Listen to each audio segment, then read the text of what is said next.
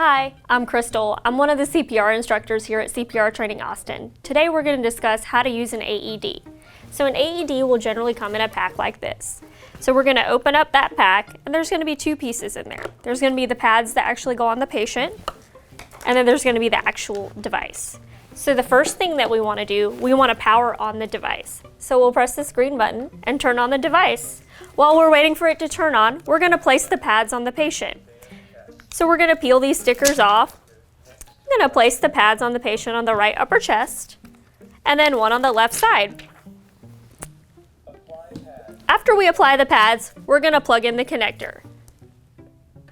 This is going to let it analyze the heart rhythm and let us know if they need a shock. So if the patient needs a shock, it's going to let us know.